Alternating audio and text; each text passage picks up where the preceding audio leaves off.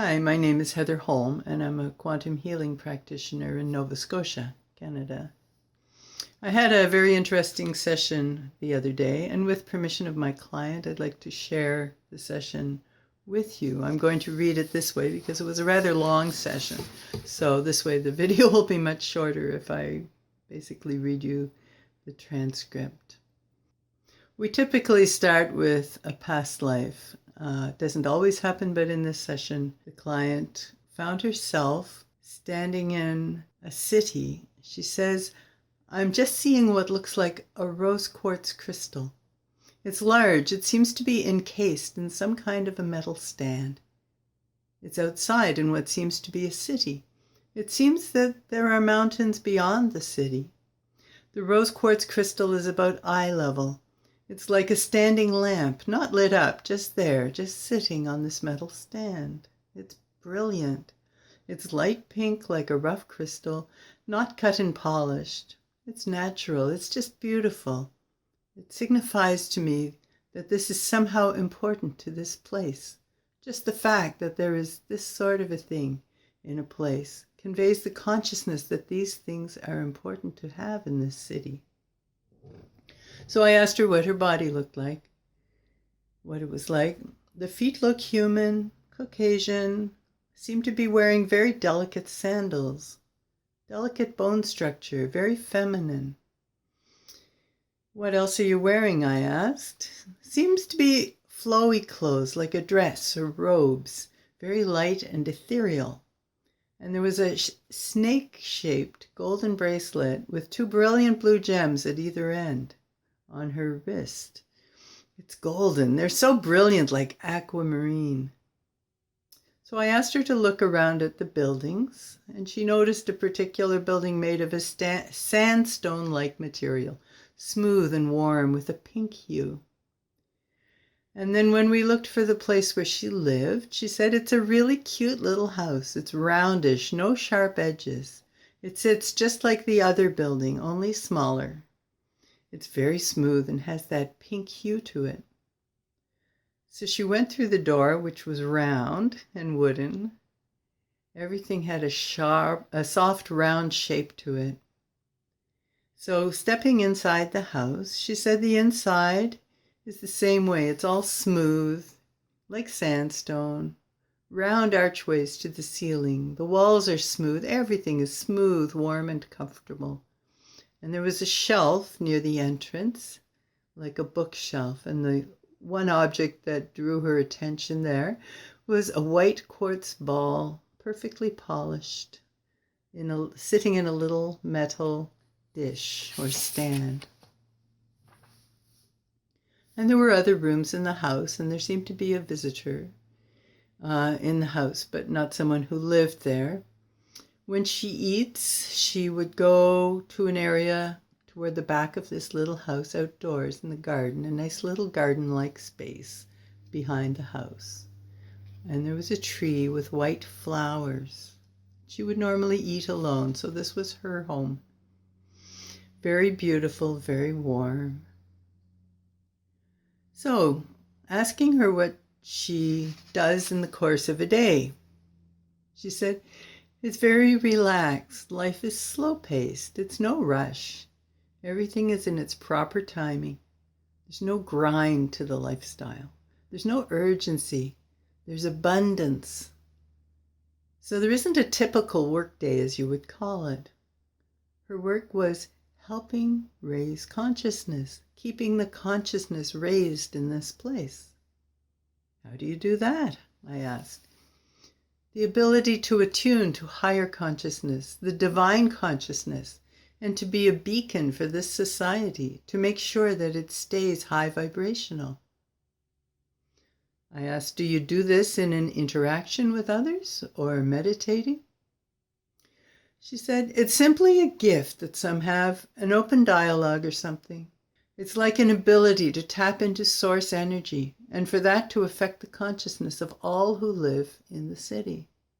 Others have other things that they do. They have other functions in the city. My function is keeping the vibration high for everyone. I'm not the only one that does this. There are others, some others gifted in this way. Everyone's consciousness is connected, and some are more aware of it or not. But whether or not they are aware, they benefit as a collective consciousness. I asked, do you get together with others or do you work individually? We feel connected. It doesn't matter if we see each other physically. There's a high level of connection, telepathy. Did you train for this, or is it just part of who you are? I asked. It seems both. It seems that some have this complete clarity and connection with Source in their consciousness. The education would be like to be a beacon, to anchor that light for the populace. It's important to keep the vibration high in this place. It is seen as necessary. As necessary a thing as drinking water for one's longevity and health. It's also so that everyone can feel the love of the Infinite One. And this brought on an emotion and tears in my client. She was feeling that love of the Infinite. And she said, it's just so powerful. So then we took a moment. I said, allow yourself to feel that love and feel it flowing through your body and your memory. And then a stronger voice came through. My client's voice had been kind of dreamy with hesitancy, and then the stronger voice came through, saying, it's so high vibrational that this body wouldn't be able to withstand it. In the same way that I'm able to channel in body where I anchor the light, there's something about that body that's different. And the light that comes in is the brightest white light. It's so powerful and so pure and so brilliant. So I asked, what is it about this body that can carry that light? What's special about it?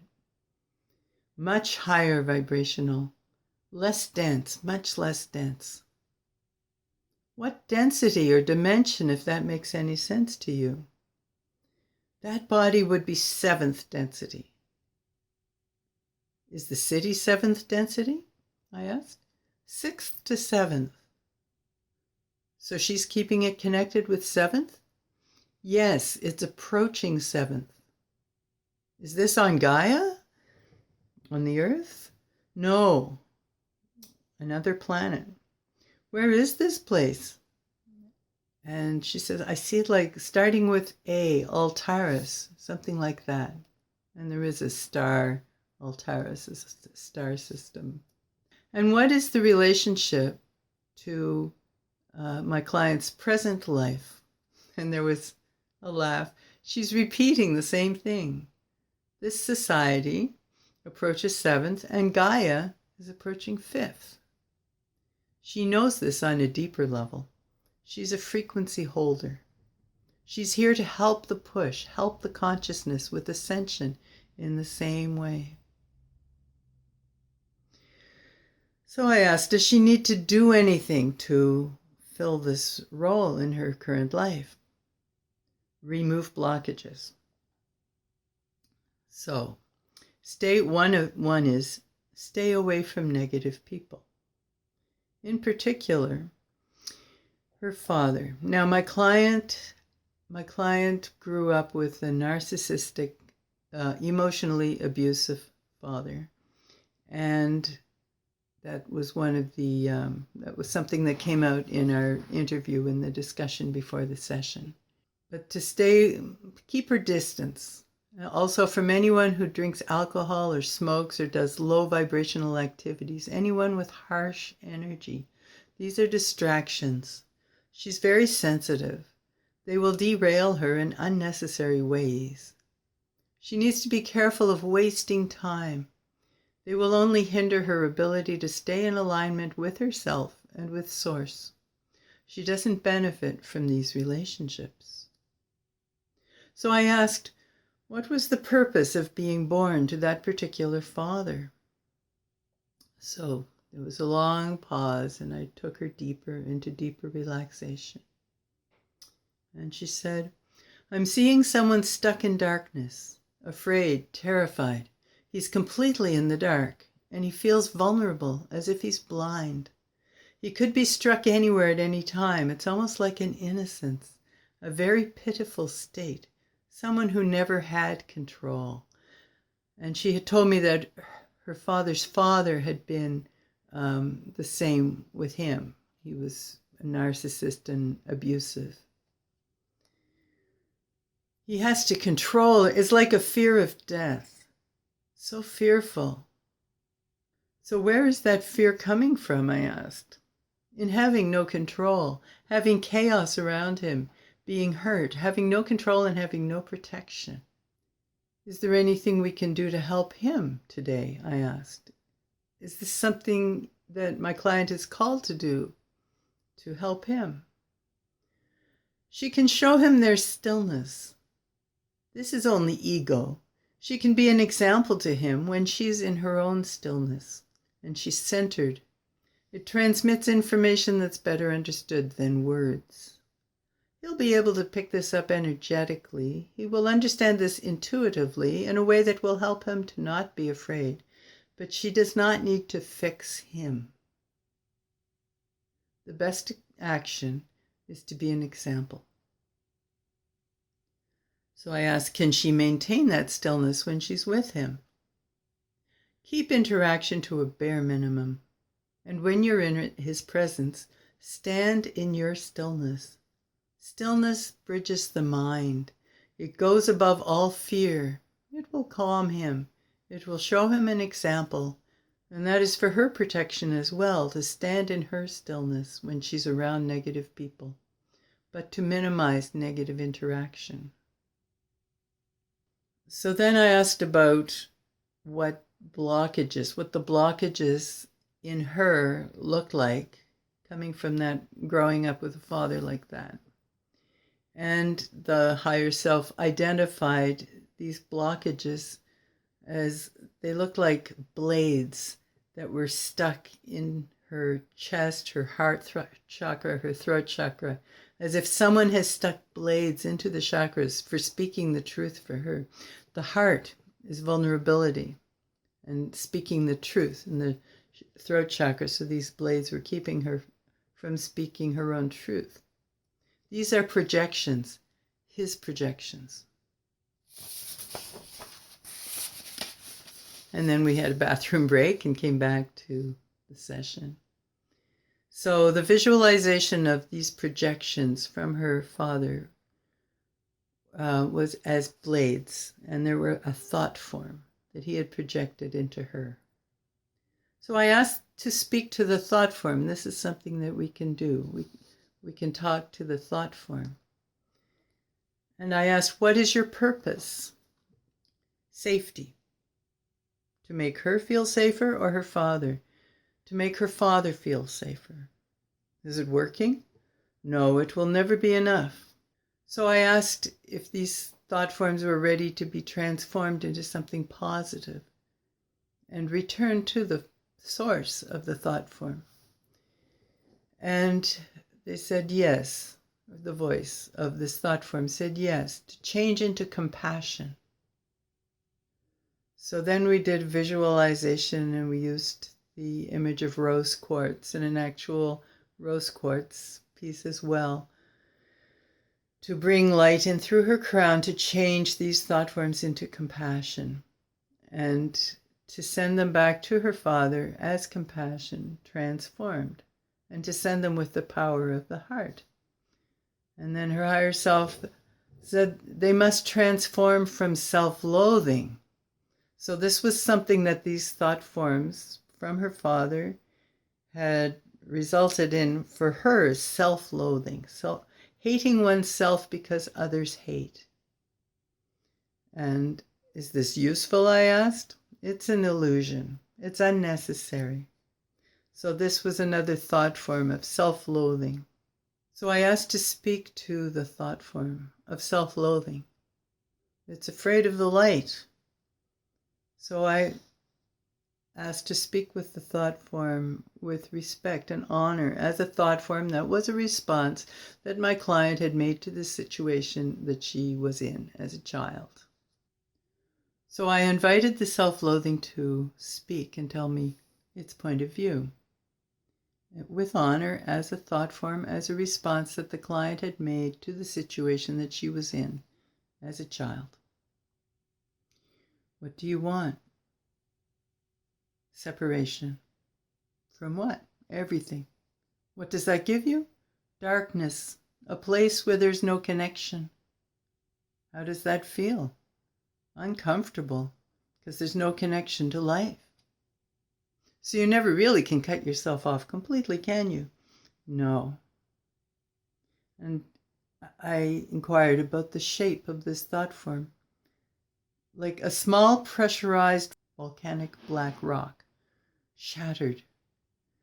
And this originated with the father. He's tried very hard to convince her that she's unlovable. And what's the truth of her lovability?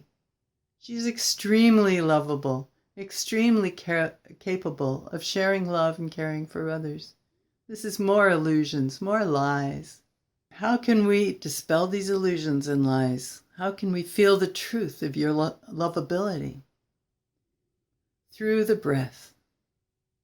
Now, my client has recently started a practice of meditation which involves the breath. And it involves following the breath. And throughout this session, the higher self was encouraging her to stay with this practice, that it was very good for her. She follows the breath and bypasses the mind that attaches to these forms. So then we did a little practice here with inhaling, feeling her lovableness and compassion and caring for others. On the exhale, dispelling the illusions and the higher self, the truth. And the client said, breath follows to the true self. The true self knows these are illusions. Is this a practice she needs to do over time? Every day. It's important that she remain high vibrational. Every day in the morning, follow the breath. Breath will open to the true self, bypass the mind, the ego. This must be daily, until stillness is ingrained in her life in such a way that the majority of her day is spent in stillness. She'll know. It'll be palpable. One of my clients' questions was about employment, because she was unemployed and trying to figure out what kind of work she should be doing. So I asked, is this stillness something she can achieve while having a job? It would be imperative to have this practice every day while working around others with pressures. She should keep quartz crystal around her whenever she's in the workplace, anywhere she's around a lot of people. She picks up so much energy, and it affects her. Is her sensitivity, I asked, important to her in her function as a frequency holder? Very. She needs to be responsible to herself, to be sure that she's looking after herself. Otherwise, the sensitivity will pose problems that are avoidable. Quartz crystals match the frequency that she was familiar with in the life as a frequency holder. Around the workspace, large pieces of it. On the body as an amulet, anything. What is a sufficient amount can be felt. Its quartz is sufficiently high vibration that it will help her remain centered in light. Should she actively program the crystals, I asked. There's intelligence in the crystals. She wishes she could program them too. There's information in the light of the crystal that is sufficient and doesn't need programming. So I asked more questions about what kind of work she should be doing. The jobs that she had been exploring have been very much against her grain. So, is there a line of work that she hasn't explored yet? Healing, energy healing. Reiki, I asked. Reiki or pranic healing. So that's working with the breath. That's also something that will be shared, but not as a job when it's developed. It will be shared with others. So not employment. Letting the frequency come through. So then I took her in deeper again to get better answers to her questions. And her higher self said, she's a caretaker of the earth, animals, a job in a caretaking role, gardening maybe, but caretaking. So I asked about training. Should she go back to school, college, get some kind of certification? I see a college of Eastern medicine, alternative medicine. Find the balance, body, energetically, energy work. I asked if my client has a superpower, the ability to convey the Creator's love to others. So what other blockages keep her from expressing that superpower? Doubt. Where does it reside? The unlovability. I asked, is that the same issue as the self-loathing? Yes. Consciously practice self-caring, self-kindness, doing this daily to take care of yourself, eating properly, staying away from negative people, low vibration people. Stay more in tune with your truth, saying no without explanation to situations that aren't right.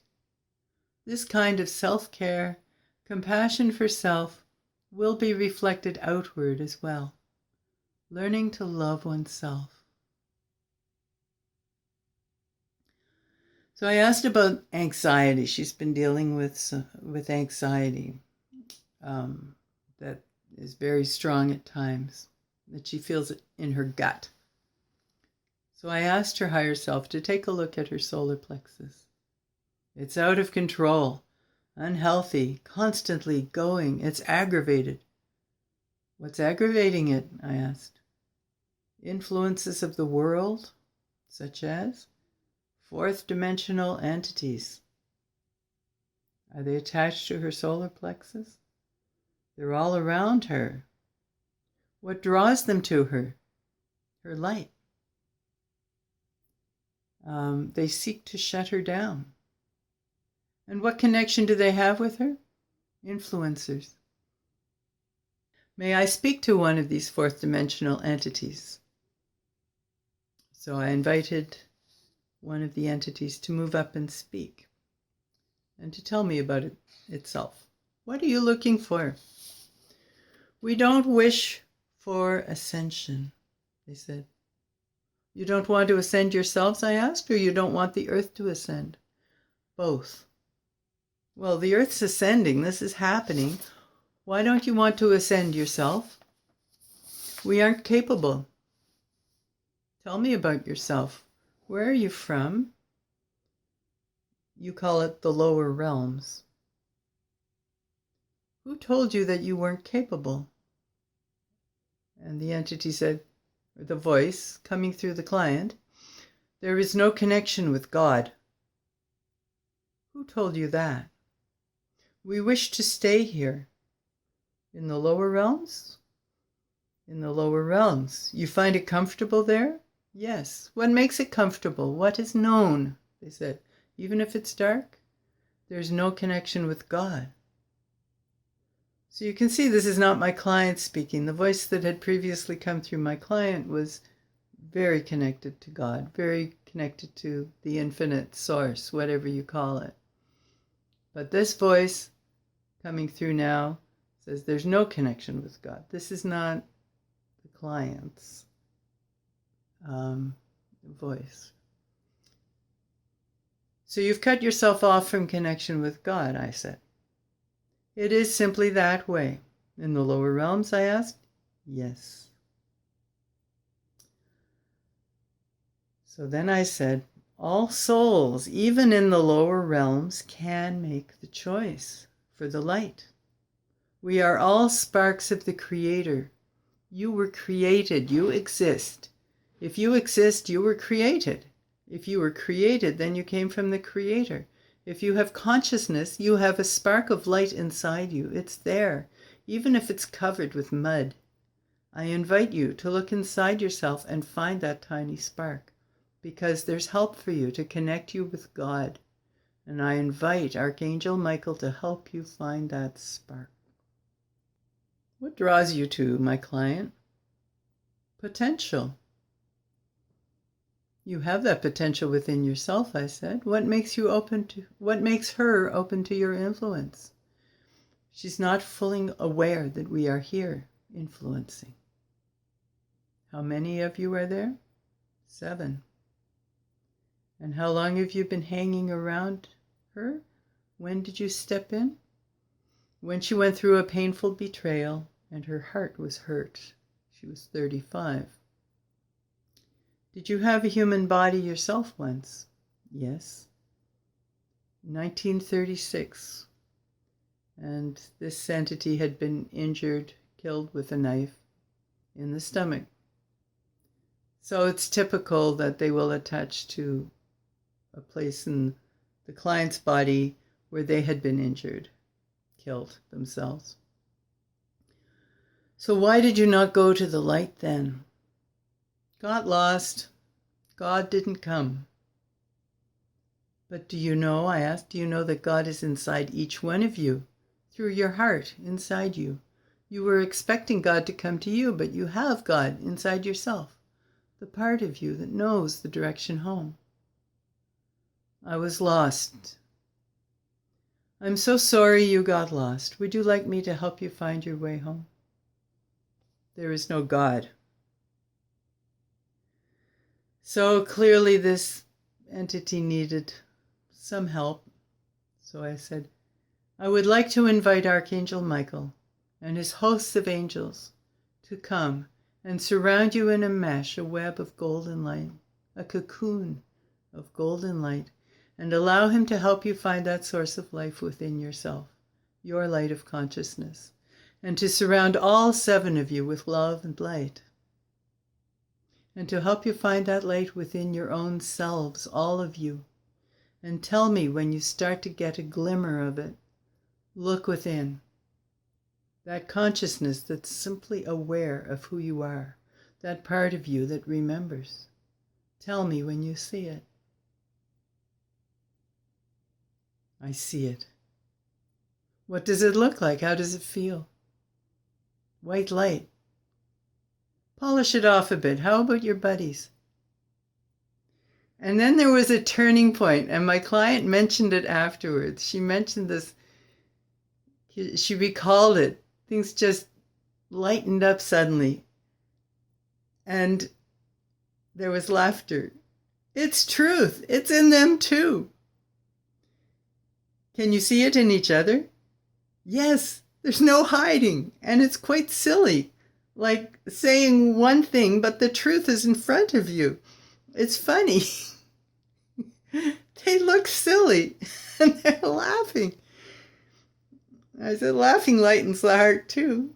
And here they are laughing. These entities who were insisting that they were separate from God and there was no God and God couldn't reach into the lower realms, and they were there and they were stuck and they didn't want to ascend and they were comfortable. And then they find this light inside them and they just start to see the humor in it and the silliness of it.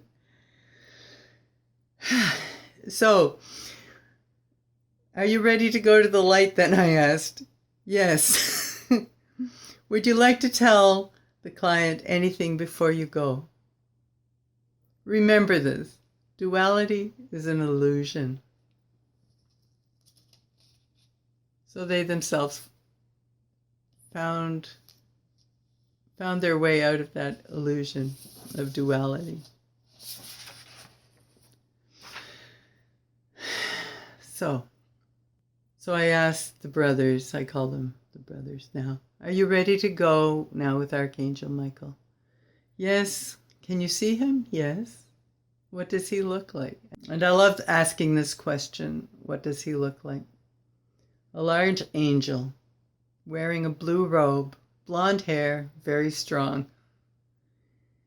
So I said, I would like you all to connect with each other, hold hands and connect with Archangel Michael, and he will help you to the light to continue your evolution. Thank you, they said.